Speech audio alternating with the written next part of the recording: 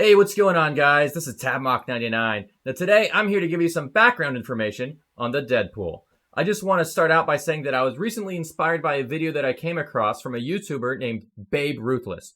BabeRuthless did an amazing video explanation of every instance of the Deadpool from Mortal Kombat 2 to Mortal Kombat 11. So maybe before you go ahead and watch my video, check out hers. Now, one of the points that she makes in her video is that when they bring the stage back for Mortal Kombat Deception, the music is slightly different. It seems to be at a lower pitch and maybe even a bit slower. And that's true. In fact, when Mortal Kombat 2 first came out, they released all the music on a soundtrack CD and later on vinyl. Well, when they released the CD, all the music was slightly slower compared to the speed at which it played in the arcade game. So when you play the Deadpool stage in Mortal Kombat Deception, or indeed any of the classic stages, they're playing the sound from the CD version. So they're playing that slower version. Again, I'm not really sure why they slowed down the music when they put it on CD, but that's the way it is. Another mystery worth going over. What is that skeleton saying when you hold down on the controller after knocking an opponent into the Deadpool? Oh, well. There's been a lot of different rumors and guesses over the years, but recently Ed Boon finally provided an answer on his Twitter. It's basically the way Dan Forden goes, "Oh man," only he says it like, "Oh ma."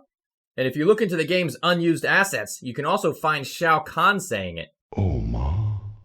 Now here's something interesting. When they ported the game to the Super Nintendo, they actually made some changes to the background. You can look through the windows and see a lot more orange and red. This would remain a Nintendo exclusive feature. When they brought the game back for Mortal Kombat Trilogy, the Nintendo 64 version also has those same orange and red windows. Ha, the Deadpool. They should call it the Red Pool. No, I guess Deadpool makes more sense. BabeRuthless also mentions in her video that there were a lot of rumors back in the day that you could impale your enemies on the hooks. Let me tell you, it was more than just a rumor. Fans actually made fake pics and brought this to life. I'll never forget browsing fake pics on sites like rat.org where people actually showed this happening. Seeing stuff like this back in the 90s was just mind-boggling. And it wasn't just on the internet. There was even a Mortal Kombat 2 strategy guide that published fake pics and described what it was like. You just know that players were spending tons of quarters trying to figure out how to make this happen. Speaking of fan creations, a while back I played through a game called SF Ninja. Now in that game, the Deadpool has signs hanging up like, "No lifeguard on duty," and "Swim with a buddy." But one of the most mind-blowing things about the Deadpool was recently discovered by a friend of mine, Justin McCollum. Longtime fans of the game will recognize the statue that you can see in the corner of the background.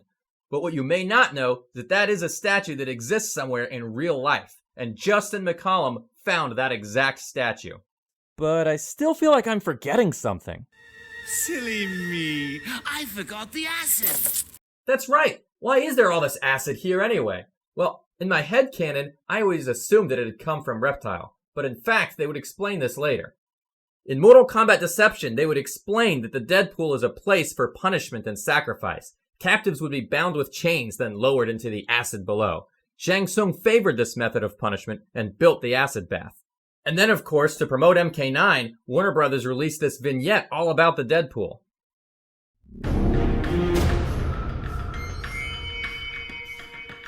The Deadpool.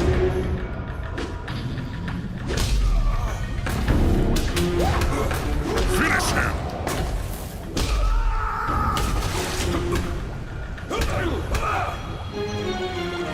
Mere prisoners of Outworld are taken to Shao Kahn's dungeons. But for those whom the Emperor condemns to intense suffering, the Deadpool is their final destination. Here, a narrow concrete walkway traverses a reservoir of acidic green waste, refuse of past creations from Shang Tsung's flesh pits. The condemned are forced to look upon the scorched remains of hapless prisoners hanging from barbaric hooks, and succumb to the grim realization that it will soon be their fate to descend into the deadly murk.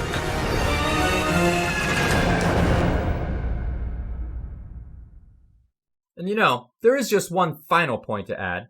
We wouldn't all be talking about the Deadpool over 20 years later if somebody didn't come up with this idea in the first place. Tony Goski was the lead background artist for Mortal Kombat 2, and the Deadpool is mostly his creation. In fact, there is some behind-the-scenes sketch work showing an early concept of somebody slowly being lowered into the acid. And I love the fact that stuff like this gets shared with the fans, whether it was from Midway back in the day or from NetherRealm Studios today. Well, guys, that's pretty much it. Between BabeRuthless and myself, that's pretty much everything you could ever ask about the Deadpool. Until next time, this is Tabmock99 saying, don't do acid.